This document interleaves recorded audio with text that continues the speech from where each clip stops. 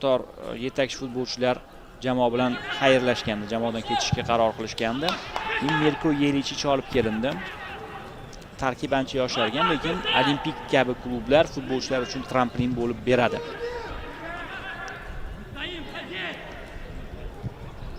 Xo'sh, Bekjon Rahmatov to'pni olib qo'ydi. Xavfli vaziyat ko'ramizmi? Chap qanot kuzatma Mamasiddiqov zarba yo'llandi, hisob ochilmoqda.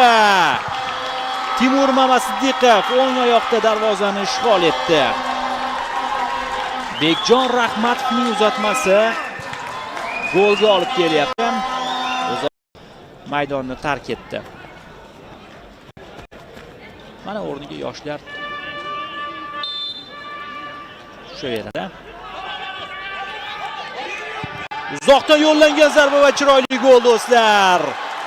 Sho'rtan jamoasi 2-0 ko'rinishga keltirdi hisobni. Mana shunday uzoqdan yo'llangan zarbalar xavfli. Boya Nuriddinov hamda Rahmatov o'zi navbat bilan zarba yo'llayotgan edi va Shahboz Nuriddinov maqsadiga erishdi.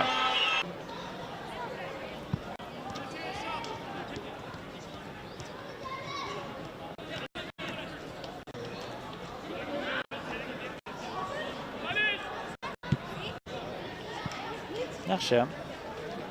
Olimpik ulguradi menimcha. Bitta hujum tashkil qilishga olib qo'ydi. Sho'rtan ham ulgurishi mumkin. Yaxshi uzatma. Mamasiddiqov o'ng qanotdan kirib boradi bu safar. Timur Mamasiddiqov tortilyapti. Qoida buzilishi bor, ortdan o'ynadi. Shunday ko'rindi har holda.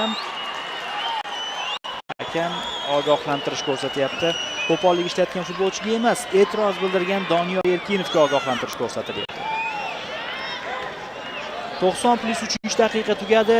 4-chisi boshlandi va hozir o'yindagi 3-golni ko'rishimiz mumkin. Penalti. Mana qarang. Timur Mamasiddiqov o'tib ketdi. Bu Mamasiddiqov sal qo'rqgan ekan. Darvoza ortidagi kamera, mana shu kameradan ko'rib bilamiz. Mana bu yerda oyoq bilan kontakt bordek ko'rinyapti. Qoida buzgan futbolchi Saddam Ahmadov. Demak, do'stlar, penalti. Sirojiddin Qo'ziyev to'pni nuqtaga o'rnatdi. 3-golni ko'rishimiz mumkin. Qo'ziyev gol. 3-0. Qo'ziyev darvozabonni dog'da qoldiryapti.